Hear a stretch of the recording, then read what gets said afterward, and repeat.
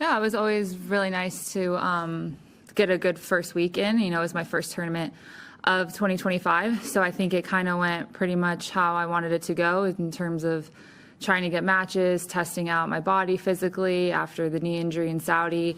Kind of got everything I feel like I needed before coming into Melbourne here. So super excited to kind of just get going tomorrow.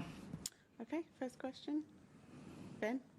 How are you feeling physically after obviously how last year ended with things breaking down a bit for you, and what was the sort of recovery? Yeah, I just had a little bit of a knee thing. It was kind of started in Asia, and then it kind of just kept getting worse through Saudi. It was something I kind of honestly thought was going to go away. And then in Saudi, I'm not sure if maybe playing on that indoor surface can be tricky sometimes on the body. If it just, I don't know, it just really flared up. But luckily was able to kind of manage it throughout the off season. And to be honest, it wasn't perfect, as, you know, I would have loved to try and play Brisbane probably. But it just didn't really work out with just as far as getting enough training in before flying over here. I wanted to make sure physically I felt like ready to go. So just kind of needed that extra week, but I guess worked out perfect in hindsight. You know, obviously maybe if I lost early in Adelaide, I maybe wouldn't be saying that, but I think, you know, luckily it worked out, and I'm feeling pretty good now. Courtney? Hey. In terms of not just the recovery process, but getting back to training and everything, how much did the focus on trying to kind of get healthy again impact maybe how you prepared for the new season? Like, were you able to continue to work on the stuff that you and the Marks were working on improving, or was it just more about getting to kind of stasis, you know? Yeah, I mean, it was tough at first. It was kind of one of those things, as soon as we kind of started to push, I'd have to kind of drop back for a few days and then push again. And it was just kind of frustrating because I felt like I couldn't quite do as much as I wanted to for like a longer period of time. So, I mean, again, it probably wasn't ideal as far as that, but there was still a lot of stuff that we could work on without, you know, even having said with the knee injury. But yeah, so to be honest, no, not really. Didn't get to work on everything, and then it goes so fast with the holidays and everything. But you know, we did get to work on still quite a few things, and again, taking that extra week I think really helped me kind of just, you know, be able to clean up some of the things that I was working on in my game. But yeah, hopefully have to try to implement some stuff during tournaments, I guess. Ben? I don't know how much you think about this in an optimistic or attacking sort of way or something, but you don't have a lot of points to defend for a bunch of months coming up. Does that affect how you're scheduling? Do you still like making those sort of incremental rankings pushes within the top 10? Is that something that can drive you? Yeah, definitely. I think I always like having those goals, even though that's not necessarily, you know, my whole priority anymore is rankings or points. But at the same time, that's kind of why I decided, like, if I, you know, push it too early and then kind of set myself back, I knew that I didn't have a lot of points, and I wanted to be able to be really healthy for especially the first half of the year, because I don't have a lot of points to defend, and obviously the second half of the year I have a lot more. So I think it definitely, for the long term and the longevity of the year, it definitely comes into play, at least for me. I wanted to be able to take that extra week and make sure I was properly prepared, because it's not just, you know, last week, or, I mean, obviously it's a slam, so it's a priority, but I wanted to make sure I felt good after this and that kind of whole swing in New Wells, Miami, Middle East, which I skipped, and then obviously the clay season I skipped too. So definitely is something I think about. Courtney? How, looking back on it now, how critical was kind of last year and the success, obviously, that you had on the back half of the season? Because I remember at the start of the year, obviously the burnout, but also like, oh, you just turned 30. It was like different coaching changes. Like, it would have been very easy if the results hadn't come to think it's kind of on the backside of things. So now that you're away from it, how important do you think it would have been if the results had not gone that way? I mean, yeah, it would have sucked.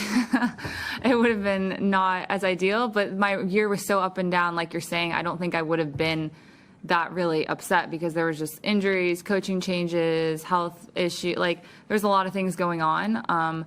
But it just goes to show you that if you can just kind of get back on track and put together a good couple weeks, that you can have some great results. And I think it proved to myself that maybe I don't need as many matches as I think I do, that I can still find that confidence and play some really good tennis, even if, you know, the matches and the schedule isn't perfect. Again, I think even last week, it was a nice reminder that even though the year didn't end great for me. I wasn't playing well, didn't get a perfect preseason. I was still able to play some good tennis and put together a really solid week before a slam and beat some good players. So it was a nice reminder, I think, that, you know, even if things aren't going perfectly, that you can still have good results and turn it around. And I think that's something, again, last year was definitely a way more up and down year than I've had the few years before, where I just felt like I was playing all the time and having decent results all the time. So it was definitely more of a challenge, but again, a nice reminder, you know, that I'm still a top player, that I can still have great results. Obviously being healthy helps, but that I don't need to play all the time to have that confidence. We'll do 2 or 3 more. We'll go here, here, and then Ben. Yep. Yeah, Jessica, hi. You're playing Maya Joint, first round, Nosiwan, 18 years old. What do you know about her? Of course, she's coming from a semi-final. She played really well also in Brisbane. She played against Azarenka. What do you know about her, and what do you expect about the match? Yeah, I remember watching her play Maddie at the U.S. Open, so I do remember like kind of watching that match.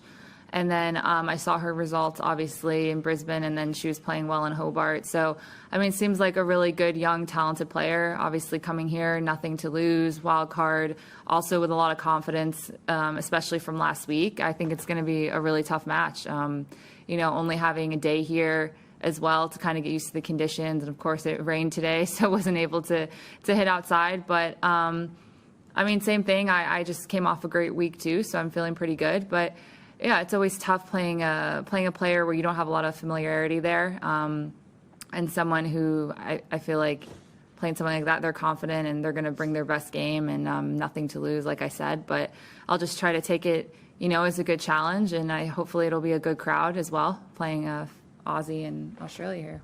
Okay, we'll do 2 more here, and then Ben. Yeah. Jess, the Bills got a big game in the morning. Yes.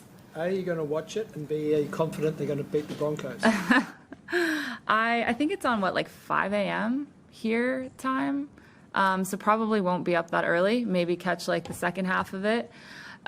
Yes, obviously I think they have a great chance to win this game, but I don't know, it just makes me nervous. Like it's kind of like a slam. Like you never really know what's going to happen. The playoffs start, you have the favorites, but you never know what's going to happen. So I hope they win. I hope they can come out also very healthy if they do win. No major injuries. That would be great. I think staying healthy for those NFL teams is massive in the playoffs. So hopefully they get a good win and no injuries.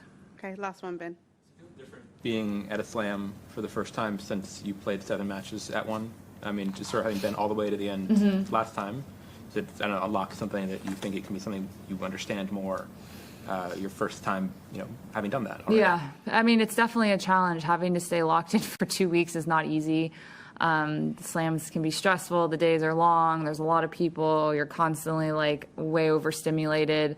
So I think I learned a lot from those 2 weeks at the U.S. Open, learning how to balance that.